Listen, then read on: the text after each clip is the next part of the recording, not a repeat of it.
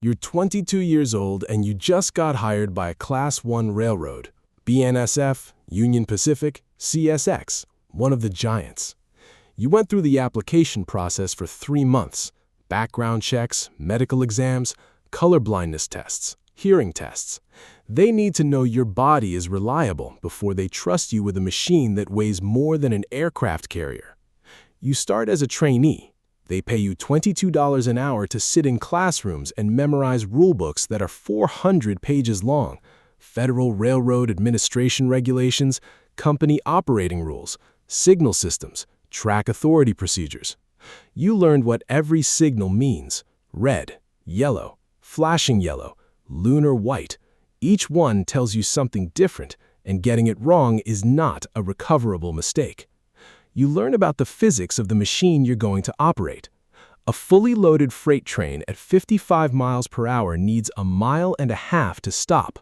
1.5 miles. If something appears on the tracks ahead of you and you apply the emergency brakes immediately, you will travel 7,920 feet before you stop. There's nothing you can do about that. The physics don't care about your intentions. That fact lives in the back of your head from day one. It never fully leaves. You ride along with a senior engineer for 60 days. You sit in the right seat and watch. He operates the throttle and the brakes. He reads the signals. He calls out every signal out loud, a rule called the automatic cab signal system, because verbalizing means confirming.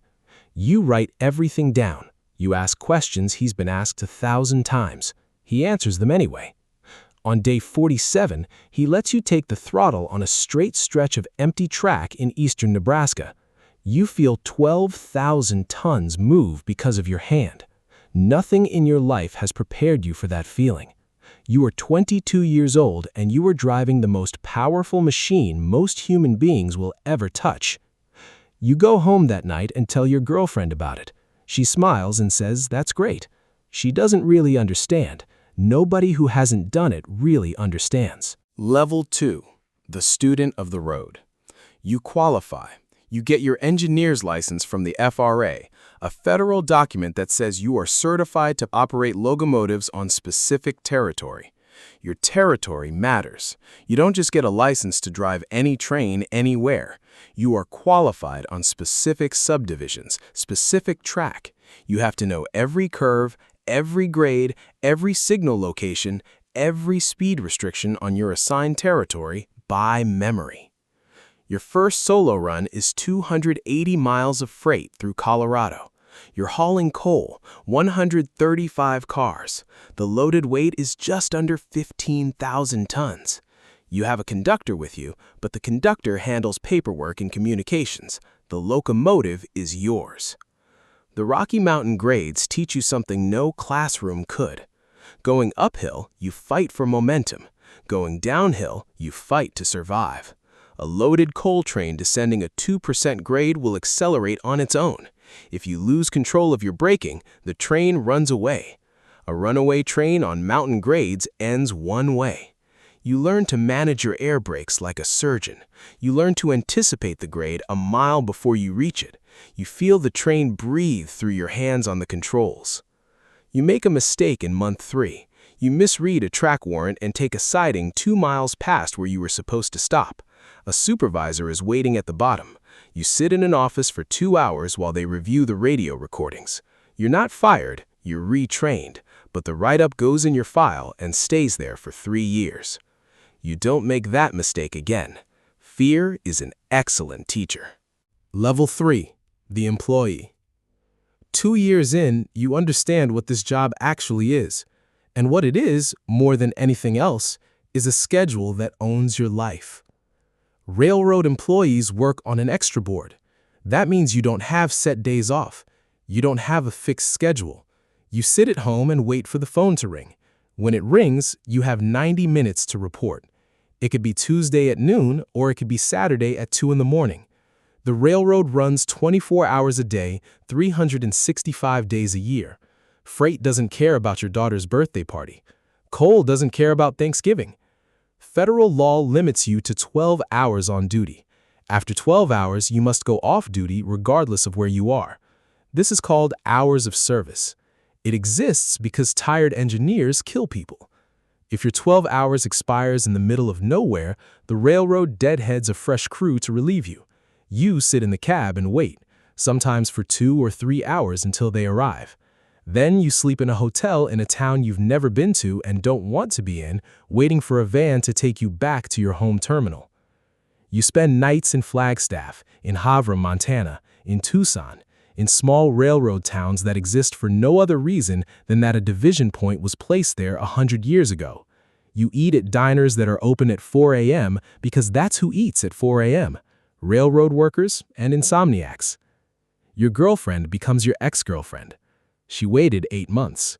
That's longer than Level 4, the weight you carry. Nobody tells you about this part before you take the job.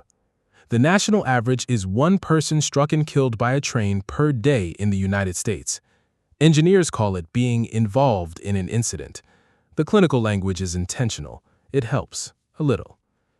You're 4 years in when it happens to you. A Tuesday morning in Illinois. Straight track, good visibility. The figure appears on the rails from behind a line of trees, and your hand moves to the emergency brake before your brain fully processes what you're seeing.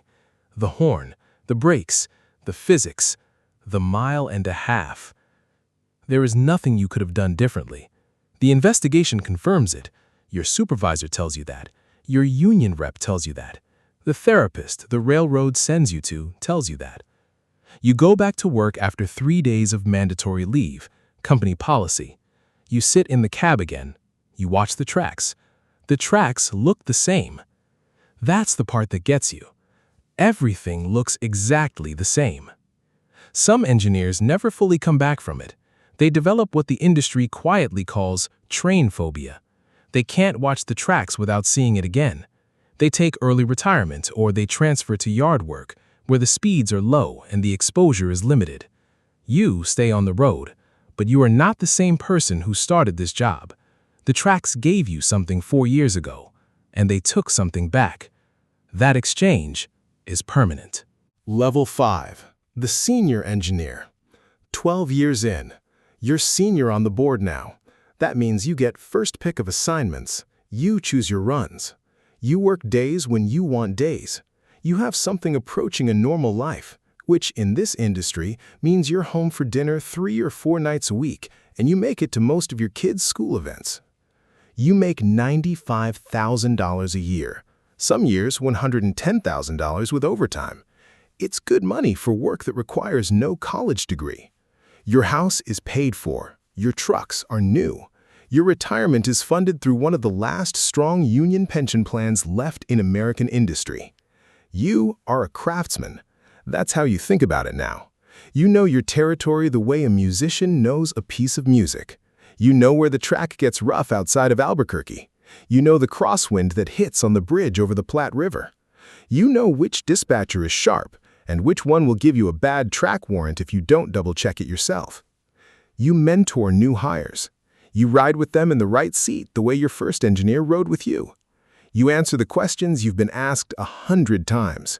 You tell them about the physics on day 1 because they need to hear it on day 1. You tell them the schedule will break a relationship that isn't strong enough. You tell them to call out every signal aloud, every single time for their entire career. Some of them listen. Some of them think they already know. You recognize both types. You were the second type once. Level 6, the last run. You're 58 years old. You've been doing this for 34 years. Your back is destroyed from decades of vibration in the cab. Your hearing is damaged despite the ear protection. You have tinnitus in your left ear that sounds like a radio that won't quite tune in. You've run millions of miles of track. You've hauled coal and grain and automobiles and chemicals and intermodal containers full of things people ordered online. You've crossed this country in the dark more times than you can count. You've watched the sun come up over the Mojave Desert and the Rockies and the Great Plains and the Mississippi River from the cab of a locomotive, alone. And you've thought things you never told anyone. Your last run is a freight out of North Platte, Nebraska. 310 miles east. Nothing special about it. That's the thing about a last run. It looks like every other run. You pull into the terminal. You complete your post-trip inspection. You hand in your paperwork. Your terminal manager shakes your hand. A few of the guys you've worked with for 20 years are there. Someone brings a cake. You walk to your truck in the parking lot. You sit in it for a while before you start it. The tracks are right there. 2 rails of steel going east and going west. They look exactly the same as they did on your first day. They'll be there tomorrow. Someone else will sit in that cab at 3 a.m. They'll stare at those same rails disappearing into the same darkness. They'll feel the same weight moving behind them. They'll learn the same things you learned, in the same order, at the same cost. Right now, somewhere in Kansas, a 22-year-old is sitting in a classroom memorizing a rule book. He's thinking about the throttle. He's thinking about the machine. He's not thinking about the schedule or the silence or the weight of what the tracks will eventually ask him to carry. He'll figure it out. They always do. The cycle continues.